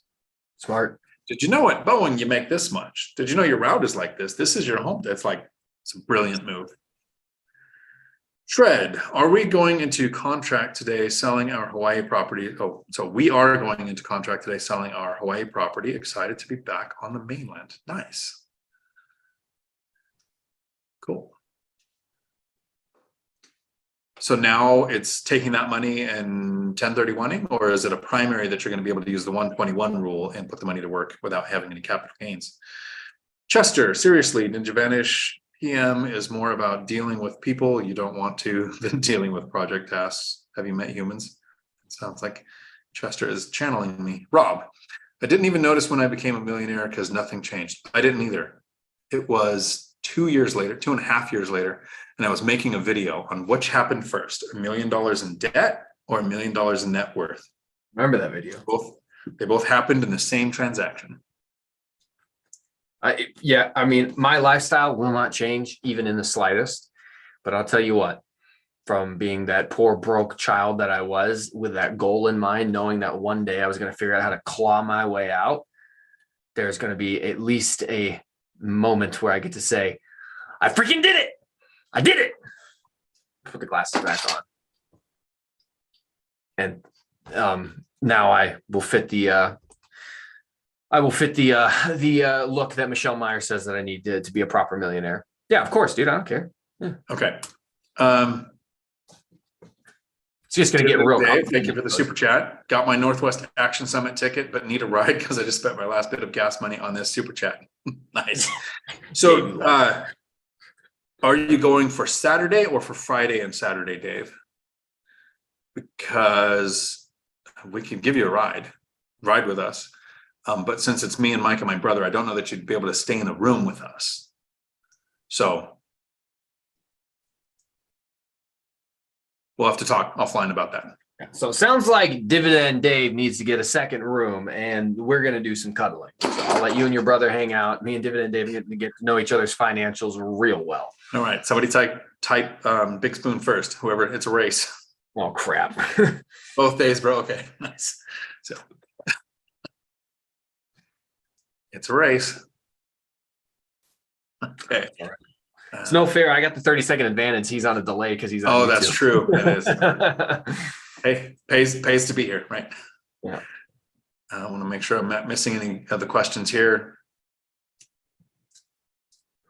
Who's the wealth building journey? How have I not seen it? The wealth building journey. It's almost like somebody changed their name because they've got a monkey wrench that I remember.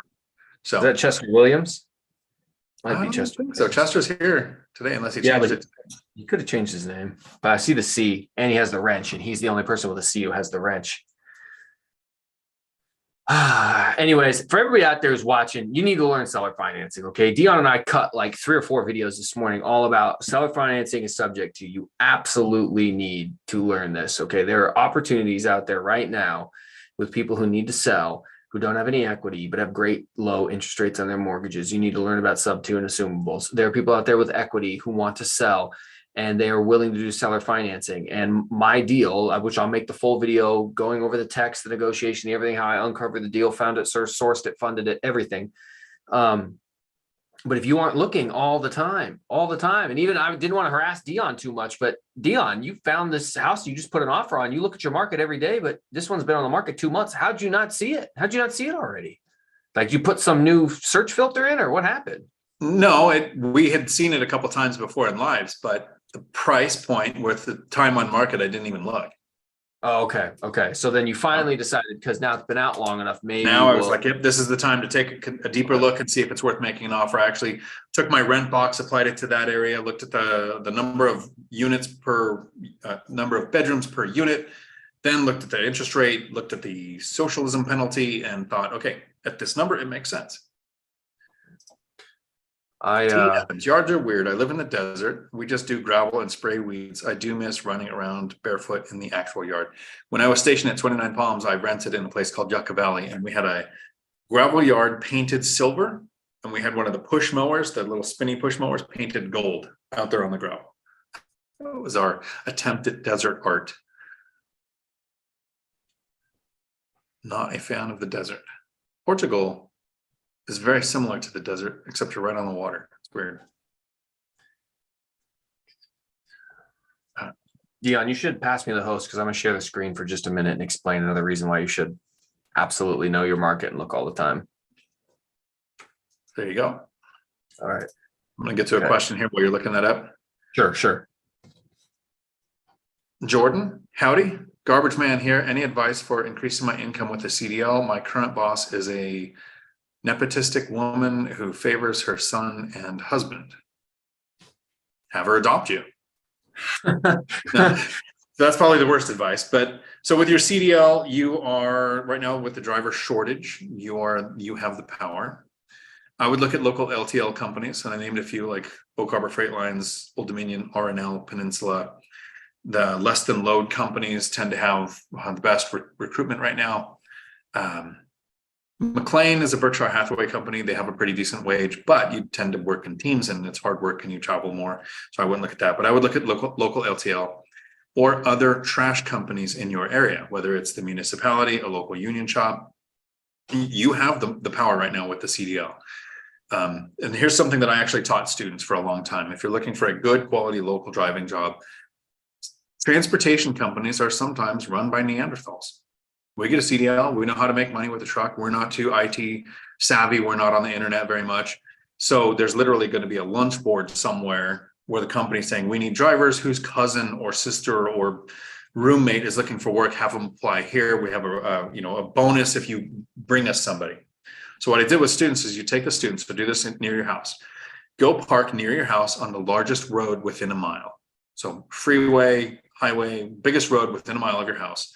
Sit there with a pad of paper and watch every truck that goes by that doesn't have a sleeper. If it has a sleeper, it could be an over-the-road truck, can be from anywhere. But if you see a truck that doesn't have a sleeper, that is a truck within driving distance of where you live. Then go to their specific website, which you might not find on Indeed. You're not going to find it on Trucking Path. You're not going to find it at WorkSource or Craigslist or any of those places. You're literally going to find their website and then figure out if they don't have a how to apply with their website, because they might not be that tech savvy, but they're paying their driver 6 figures. It's still worth working there, even though they're not a tech savvy company. You might have to call and say, who does your hiring? What's their name? Good. Now you go back, you make a resume with their name on it. You take it physically to the company and you hand it in. Looking for trucks without a sleeper is the way to find. In Washington State, there are over 6,000 registered transportation companies. You're not going to find them all on the internet, but you can find companies that start off over $30 or $35 an hour as an entry-level wage by looking at the trucks in your area. So sorry for the transportation segue, back to real estate. Yeah, somebody put a comment down here. They were like, Mike, to your point, Pace Morby's Wealth Without Cash book came out today, all about sub-2 seller financing and other creative deals. And I am a big Pace Morby fan. I like listening to him. He's very smart. I, however, watched a video the other day that I sent to Dion and Matt that was extremely surprising. I'll find it. I'll put the link in the description when this video is done. So if you guys want to look for it, I'll put it in the comment section. He talked about not prioritizing cash flow and not worrying about cash flow and instead just worrying about appreciation. And it was the first time, and I've listened to a lot of his talks, speeches, BiggerPockets episode. They've partnered with him full blown at this point. Never heard him make that statement before.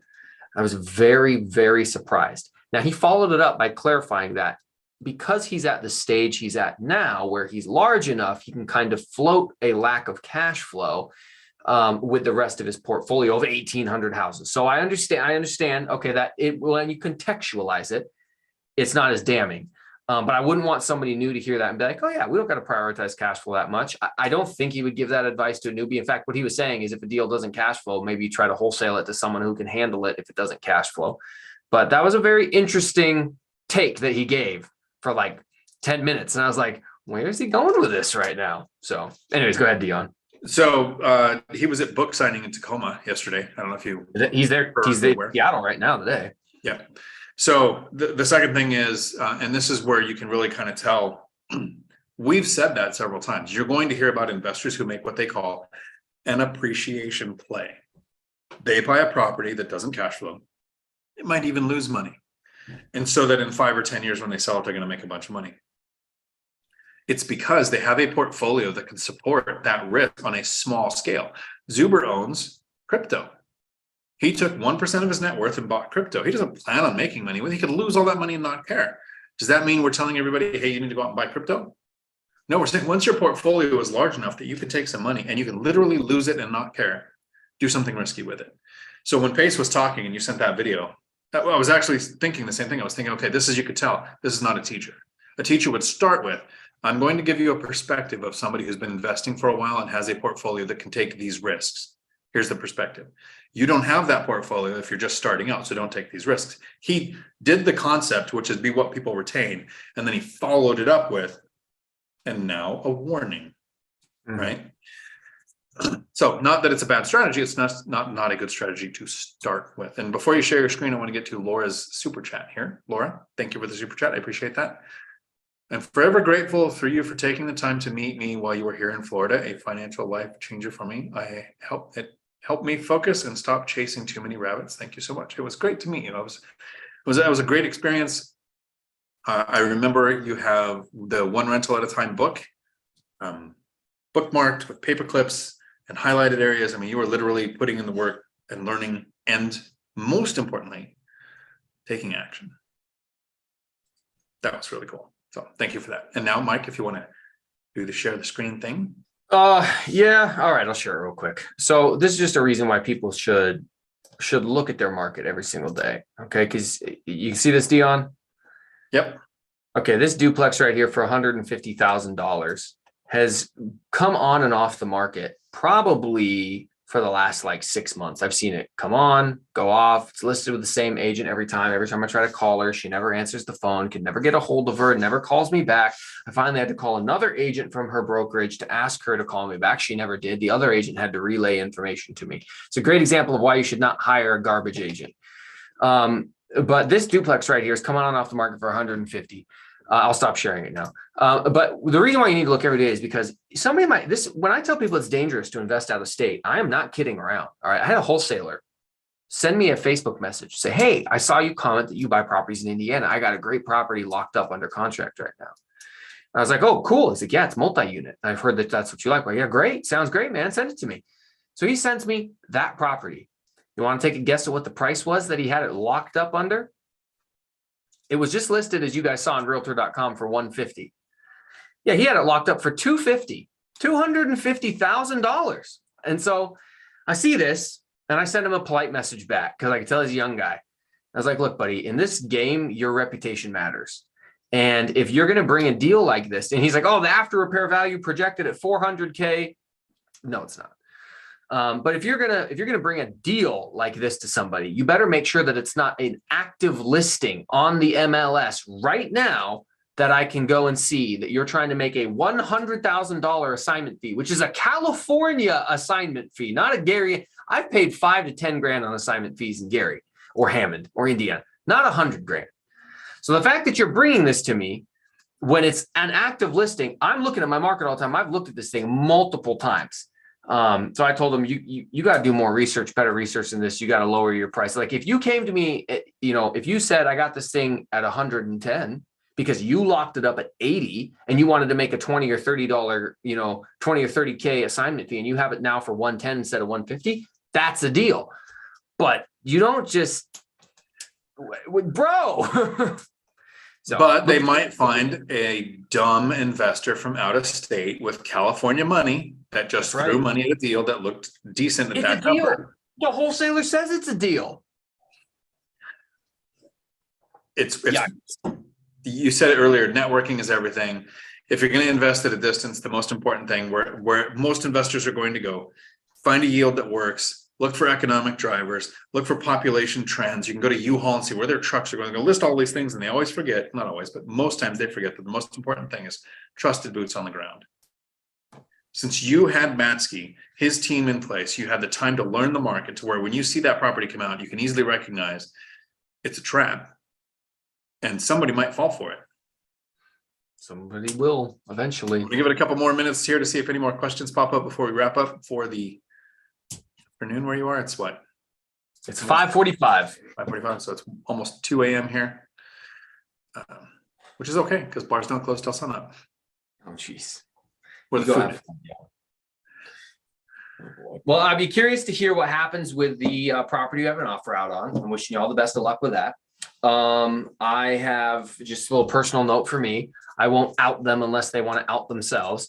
But I have another private investor who liked my private money structure on my triplex deal. They liked it to the point where now they want to partner with me. So I'm hopefully going to find another triplex or fourplex very similar to the one I'm currently working on. And I'll be able to hopefully, I think I might end up picking up like 6 or 7 units this year, which would be my single best year that I've had. Again, pushing towards the exponential growth and the income snowball. I think it's going to be a really good year. So partnering with people, helping them accomplish their goals, helping me buy more rentals, getting a little bit closer every day to not getting shot at. Thanks, Rob. That's where I'm at. I see, Kris. Howdy. My problem is trying to save for both real estate investments and at the same time trying to buy a reliable Toyota truck. I only have one place to live, so cashing equity to invest is a problem.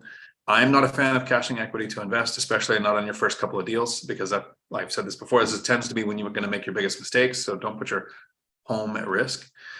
Add time to it, learn how to save. And if you saw the vehicles that Mike is currently driving, the vehicles I drove for the first 8 years of investing, you might not get that reliable Toyota truck that you want for a while, but you're going to have to go with something less. Something that you suffer through. Might be a reliable Toyota from the 90s.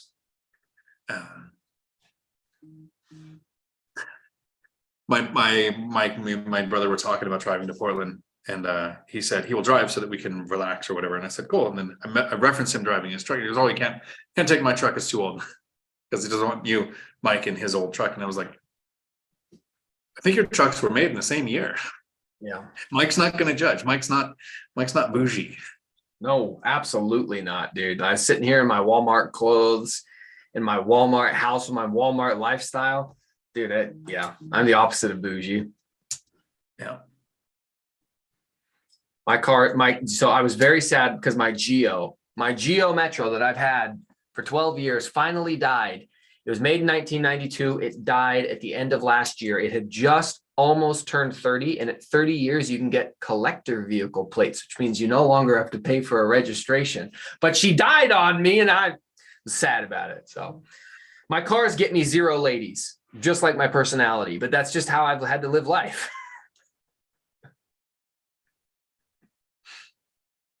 Get you zero ladies. 3 people just went, I thought he was gay. Michelle outs herself, said, let's do this, Mike. Thanks, Dion. Come back soon. Nice. Awesome. The Wealth Building Journey. Dion got 2 great book recommendations for everyone who's hesitant on getting started. Do the Work, which sounds like a Zuber quote, but it isn't. And The Art of War, both by Stephen Pressfield. I like The Art of War by Sun Tzu. And he's got some great things that you can actually apply to investing in The Art of War by Sun Tzu. I have not heard of the one by Stephen Pressfield, so I'll have to check that out too. I have a couple of recommendations on books too. 15 Conversations with Real Estate Millionaires by Michael Zuber is out on Audible. And I just finished recording about a week ago the One Rental at a Time book, which will be coming out on Audible as soon as they upload and approve all of that. So if you have it and you don't like the robot voice that narrated it the first time, I hope I'm better than a robot. Laura, my house hacking is going to pay for my new car as much as I have. My 14 years old Toyota Camry has to go. That is the point. Buy an asset that pays for the liability. I have a healthcare duplex, a food duplex, an alcohol fourplex. I'm purchasing my next property as a travel small multifamily. The income from it is going to cover the Airbnbs and Verbos that I get in other countries when I'm traveling. Right now I'm in Portugal. I come back there for I think a month. I got a trip planned with a friend. And then Thailand for a month or 3, then a cruise, and then I have to figure out where I'm going to be for the winter. So I'm hoping in the next month or 2 to buy a property that pays for all the VRBOs and Airbnbs. And it's not that I need it, it's that I want to be able to do that and travel with my cash flow staying where it is. So I buy an asset to cover that new expense. Yeah. 1992 Geo Metro. It was great to watch Mike get in and out of it. And to be fair, what year is Corvette? Right, that's 1980s, but that's a collector car. It's a collector's car, right? So you do have a nice vehicle. You don't commute in it. No. Okay. And I mean, wrapping it up there. For anybody who is in the course, this Saturday at noon Pacific, we're doing again the course live stream. Zoom, you get an invite, dig deep into your personal situation, figure out what next steps are for you. Some people purchase the course in that first week. It's still able to be purchased. And during that first week, I talked about doing 4 one-hour sessions on Saturdays or once a week for the course's launch. And some people, because of the way email worked, it didn't get approval or something, so they missed the first couple. So I'm going to do a couple of more Saturdays, so it's going to go beyond those 4. If you're in the course, you're not required, of course, to come to any of those, but you are welcome to come to the continuing ones that go on to make up for the people who purchased the course but didn't get to go to the first few. So if you purchase the course now, you're going to get several of those one-on-one Zoom sessions as a group format. One-on-one as close as we can get there. And you can find the course in the link in the description below. You can find Mike here on YouTube at Millennial Mike, and you can find him on Instagram at Millennial Mike. But is it 1 L or 1 N that you had to go with? 1 N on Instagram. On Instagram, and soon to be Millionaire Millennial Mike. Yes. Nice. Thank you all very much. Put on the douche shades on. I appreciate it. Where are my glasses? Mine are in the other room. I think mine are more than that. We can take a collection and buy Matt's old truck for Mike. Sentimental value there. Mike at the Heat. Oh God. Yeah, I'm gonna get. Well, I wouldn't need it fixed out here, but I definitely needed it fixed there. Thank you for that, Rob. I think it's a great suggestion. Until my next video. Thanks for coming to my Dion Talk. And we are off of YouTube.